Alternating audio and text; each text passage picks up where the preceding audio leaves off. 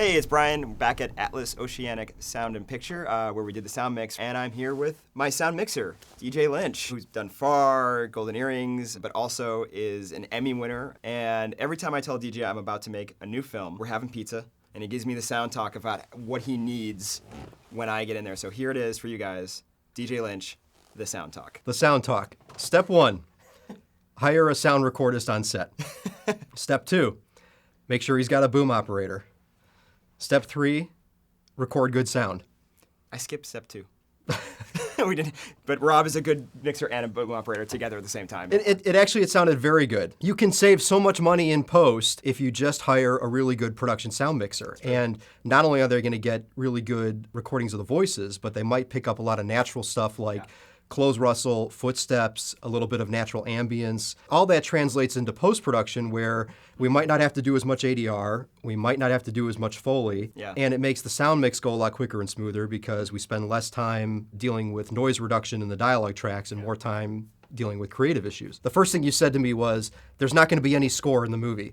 And so from a sound designer, sound editing, sound mixing point of view, I was like, okay, wow, that's a really great, bold idea. Throw out a challenge. You know, we can really basically create the soundtrack with the sound effects. And then at the same time, you're like, oh my God, like we're not going to have any music to hide behind. So if there's any imperfections in the dialogue, you know, it's going to have to get cleaned up. It's going to be hanging out there for everybody to hear.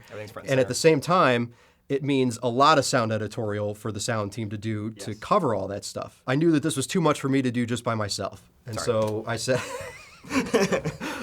as Brian makes more films, they get bigger and bigger in scope. I had a team of people that I work with on a regular basis who this sort of film was right up their alley. Like, you know, one of the shows we work on, Teenage Mutant Ninja Turtles, we spend a lot of time underground. And so I knew if we get the Foley guys and one of the sound effects editors from that show to work on this, he would immediately have in his palette of tools, you know, a lot of stuff that he could go to make us sound like we're underground, whether it's, you know, water running through pipes, explosions, and, and war sounds and things like that. And World War II is literally going on over their heads. Yeah. What was cool I liked was that how specific you were with how you use people. The first half of this film is kind of the dialogue portion, and the second half of the film is the action portion. And the Foley people kind of pick up as soon as the dialogue ends. And literally, I think all they spent was just a couple of hours. Yeah, it was quick. And they go through and they did all the footsteps, the scuffling, the sound of the shoes on the concrete floor, the hand grabs, all the struggling, the cloth movement. And again, it's tailor-made to, you know, this film. The thing that blew my mind, I remember Hugh coming in here when we were doing the sound mix. He looked at the screen here and all the different sound layers you had, and they're like, how many layers of sound is there? Like 128, some ridiculous number? I think we were closer to like 500. Really? Yeah. Okay, 500.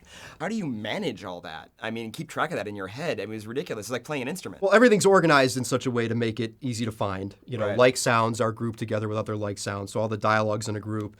You know, all the weapon noises in a group. You start with the dialogue and then work your way down? Generally always start with dialogue because that's the most important thing that, you know, everybody attaches to when they're watching a movie. They're paying attention to what, you know, the spoken word.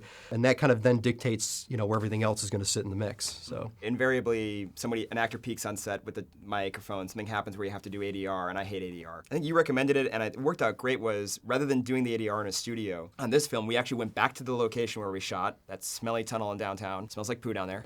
And redid the sound that we needed to have done in the environment we shot it in. When it's done properly and done well with the right perspective, there's a certain amount of authenticity to the recording that you've now recorded right into it rather than us trying to artificially reproduce it here. Put a filter on it and do the whole thing. Yeah. In terms of the sound effects editor kind of threw everything but the kitchen sink in there. Yeah. You called it, I think on Far, you used the term subtractive mixing, where we're just kind of peeling stuff away. It was a very editorial process at the sound mixing stage of choosing the sounds. The idea is that, you know, you cut as much as you can in with the idea that it's easier to take it out later. Yeah. It's like having coverage. It's like shooting coverage. You kind of have all those options available. And with this movie in particular, because the idea is we're going to sort of paint this sort of soundscape behind in the background and off screen of, you know, a war going on. The soundtrack is selling World War II. Yeah, and so our job in that moment was going through and deciding like, okay, this explosion's kind of stepping on this line right here, or let's get rid of that, or let's tone it down. Or in this moment,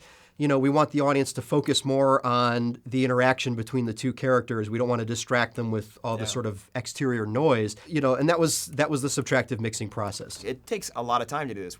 I think our mix was 2 12-hour days. Yeah. I said you want to budget yourself enough time so that we can sit there and try things. Yeah. And that's the one thing that a lot of times, definitely in television, you don't have the luxury of is time. Especially you tell me you mix those turtle episodes in like 4 hours. 22 minutes of action, in 4 hours.